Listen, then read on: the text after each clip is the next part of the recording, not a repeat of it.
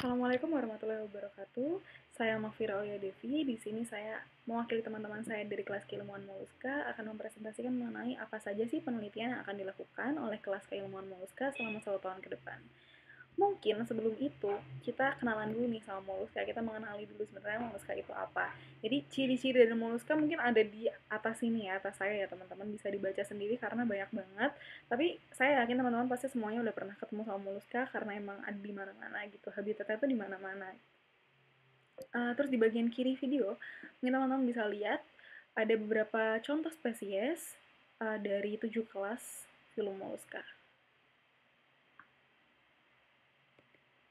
Nah, major research dari kelas keilmuan moluska selama 1 tahun ini ada 3. Yang pertama biodiversity atau biodiversitas, biokimia, dan ekologi.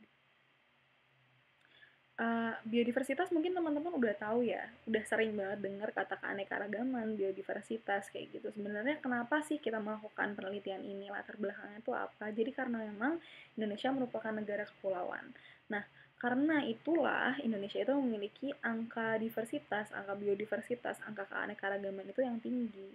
Jadi kenapa kita perlu untuk tahu apa saja yang spesies yang ada di sini, apa saja spesies yang ada di suatu tempat, di suatu ekosistem, atau di suatu pantai gitu. Tujuannya itu, jadi kita harus mengetahui sekaligus inventarisasi keanekaragaman moluska di suatu ekosistem. Nah, judul yang pertama dari penelitian moluska adalah keanekaragaman moluska di ekosistem mangrove DPL Desa Bahoy, Likupang Barat, Minahasa Utara.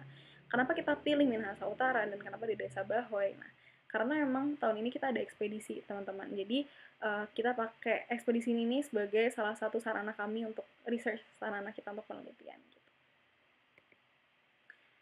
Lalu selanjutnya, judul yang kedua adalah keanekaragaman moluska di ekosistem Padang Lamun, DPL Desa Bahoy, Likupang Barat, Minahasa Utara. Ini masih di Bahoy juga ya. Terus metode yang kami gunakan untuk keanekaragaman itu purposive random sampling. Sebenarnya purposive random sampling itu seperti apa sih? Jadi purposive random sampling itu biasa kita menjelajahi, menyusuri pantai gitu ya. Terus kalau misalnya kita lihat ada anggota dari filum moluska, kita ambil, kita preservasi, lalu setelah itu kita identifikasi. Yang ketiga ada keanekaragaman moluska di Pantai Pasir Putih, Desa Bahoy, Likupang Barat, Minahasa Utara. Masih di Desa Bahoy. Lalu keanekaragaman moluska di Labuan Masuk, Desa Bahoy, Likupang Barat, Minahasa Utara. Selanjutnya ada keanekaragaman moluska di ekosistem mangrove DPL Desa Bulutui, Likupang Barat, Minahasa Utara. Jadi memang besok tempat yang kita gunakan untuk ekspedisi itu kita menggunakan atau kita tuh meneliti di 2 desa, Desa Bahoy dan Desa Bulutui. Yang ketiga, yang keberapa ya? Ini udah banyak. Keanekaragaman moluska di ekosistem Padang Lamun, DPL Desa Bulutui, Likupang Barat, Minahasa Utara. Lalu selanjutnya ada keanekaragaman moluska di Tanjung Pasir, Desa Bulutui, Likupang Barat, Minahasa Utara. Keanekaragaman moluska di Tanjung Lampu Merah, Desa Bulutui, Likupang Barat, Minahasa Utara. Dan ini yang terakhir untuk penelitian ekspedisi nih, keanekaragaman moluska di Tanjung Pancuran, Desa Bulutui, Likupang Barat, Minahasa Utara. Sebenarnya dari tadi semua metode yang digunakan masih sama, latar belakang dan tujuan juga masih sama gitu. Nah, ini yang beda karena jadi KSK itu kan pasti punya annual research ya, annual penelitian setiap tahunnya gitu ya. Jadi keanekaragaman moluska pada pantai di daerah Gunung Kidul DIY ini juga menjadi salah satu yang sering kita lakukan setiap tahunnya gitu. Nah, cuma dari kelas keilmuan moluska memang belum decide apa sih pantai yang akan digunakan buat besok penelitian gitu, memang belum gitu.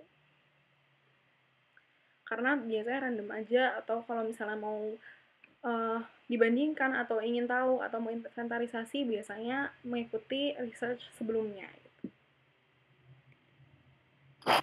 Lalu yang kedua adalah biokimia. Jadi judulnya adalah kandungan kalsium pada cangkang moluska. Nah, latar belakangnya tuh kenapa sih? Karena kalsium itu kan mineral yang dibutuhkan oleh tubuh ya teman-teman. Mungkin teman-teman lebih tahu juga.